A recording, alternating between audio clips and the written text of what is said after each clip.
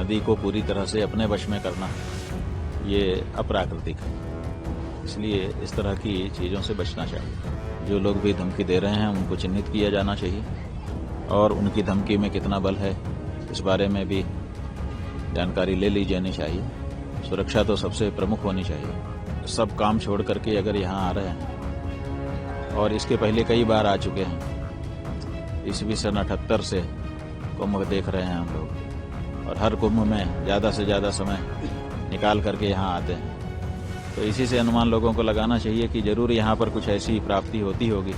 सनातन धर्म को मानने वाले हमारे जो लोग हैं उनसे अनुरोध किया है, आदेश दिया है और साफ कहा है कि अब हर हिंदू को और हर भारतवासी को उसी पार्टी या प्रत्याशी को वोट देने का संकल्प करना है जो गौ माता की हत्या को बंद करने के लिए स्पष्ट घोषणा कर सके। महाकुंभ का जो ये पर्व है ये स्वयं में दिव्य है। ये जो स्थान है ये स्वयं में भव्य है। गंगा और यमुना जहां आकर के एक साथ संगमित होती हैं, उस स्थान पर खड़े होने पर जिस तरह की अनुभूति यहाँ आने वाले लोगों को होती है वो स्वयं में दिव्य है। अब उस क्षेत्र में प्रवेश करना है तो मन आह्लादित है। बाकी प्रवेश मंगली जो यात्रा है उसकी व्यवस्था तो कर्मचारी लोग कर रहे हैं, जो किया होगा इन्होंने। उप मुख्यमंत्री ब्रजेश पाठक आए हुए थे आपसे आज यहाँ पर मौजूद है। खुद मुख्यमंत्री योगी आदित्यनाथ जी भी आने वाले हैं। हाँ, बहुत रुचि से कार्य कर रहे हैं सरकार के लोग। अच्छा है, एक पर्व है, व्यवस्था तो सरकार की ओर से होती ही है, लेकिन अगर मुखिया खुद उसमें रुचि ले तो ये देख के अच्छा लगता है। कई बड़े राजनेता असंतोष भी जाहिर कर रहे हैं अव्यवस्था को लेकर के। कुछ लोग ये भी कह रहे हैं कि रुख मोड़ दिया गया नदियों का इसको महाकुंभ को आयोजित करने के लिए। इस बात की जानकारी तो हमको नहीं है, अब यहाँ आए हैं लोग बताएंगे।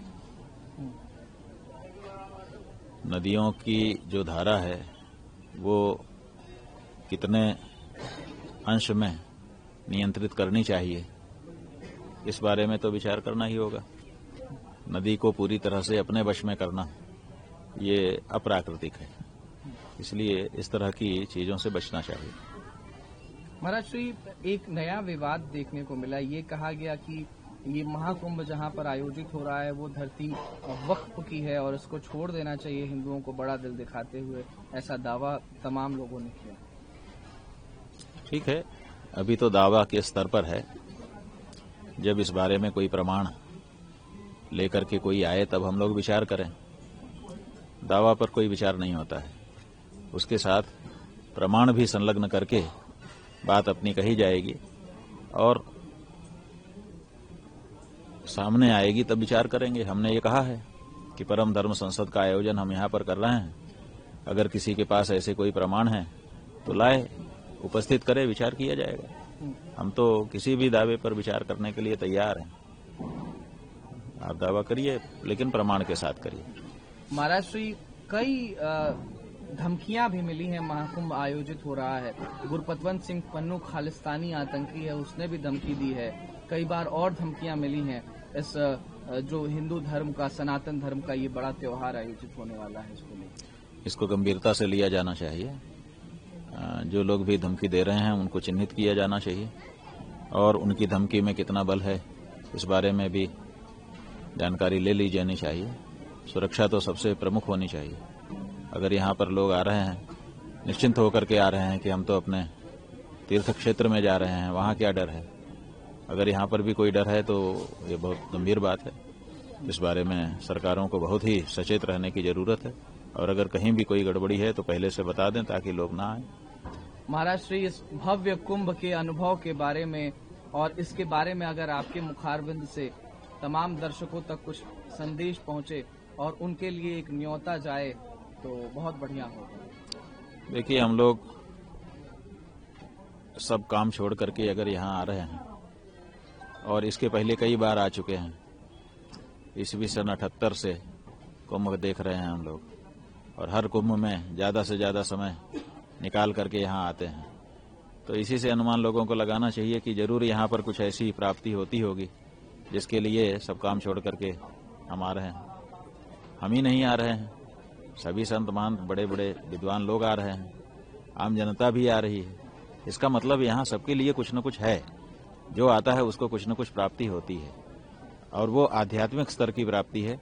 इसलिए उसको केवल अनुभव किया जा सकता है, बताया नहीं जा सकता है। बताने की कोशिश भले कोई करे, जैसे कोई छोटा सा बच्चा दोनों हाथ फैला करके कहता है समुद्र इतना बड़ा है, तो समुद्र उसके हाथों के बराबर तो होता नहीं है, लेकिन वो हाथों को तान करके फैला करके बताने की कोशिश करता है कि बहुत बड़ा है। तो उसी तरह से यहाँ की जो अनुभूतियां हैं वो केवल वो अनुभूत की जा सकती हैं, बताई नहीं जा सकती हैं। इसलिए हम लोगों से कहना चाहेंगे कि बताने पे मत जाइए, एक बार यहाँ आकर के इस भूमि के संस्पर्श का अनुभव करिए, आप बार बार आएंगे, यह हमारा विश्वास है। महाराज, पिछली बार जब मैंने आपका साक्षात्कार किया था तो उस समय महाराष्ट्र विधानसभा चुनाव होने वाले थे, आपने उस पर अपनी बात कही थी। इस बार दिल्ली में विधानसभा चुनाव होने वाले हैं, आपने दिल्ली में प्रवास भी किया था, कई महीने लंबा वो चतुर्मास आपने वहां पर आयोजित किया था। दिल्ली में 5 तारीख को मतदान होने वाले हैं, दिल्ली में किस तरीके का आपने रुख देखा, आपने जनता से बातचीत करी होगी, आपका मैसेज बहुत बड़ा होता है, तो उसको लेकर के आप अगर कुछ कहना चाहें।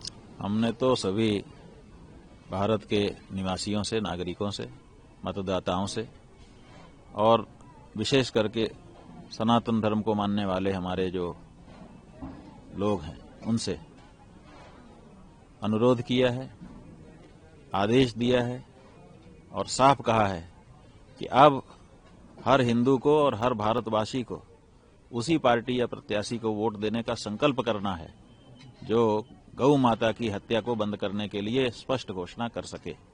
अगर ऐसा कहने में कोई पार्टी असफल रहती है, उस पार्टी को भारत की पार्टी नहीं मानना है, क्योंकि भारत का जो बहुसंख्यक समाज है, जाने कितने वर्षों से वो बार बार गुहार लगा रहा है कि गाय हमारी माता है, उसको मत काटो, उसको मत बेचो, लेकिन ये होता चला जा रहा है। इसलिए दिल्ली के चुनाव में, क्योंकि दिल्ली देश का दिल है, दिल्ली के चुनाव में दिल्ली में रहने वाले पूरे देश के लोगों से हम यही कहना चाहते हैं कि इस बारे में अपने घर के सामने बोर्ड लगा दीजिए कि इस घर में ये हिंदू का घर है, ये भारतवासी का घर है, गौ हत्या को बढ़ावा देने वाली कोई पार्टी और प्रत्याशी संपर्क न करें। अमर उजाला जीवांजलि के सारथी की मदद लें और महाकुंभ में स्नान जरूर करें।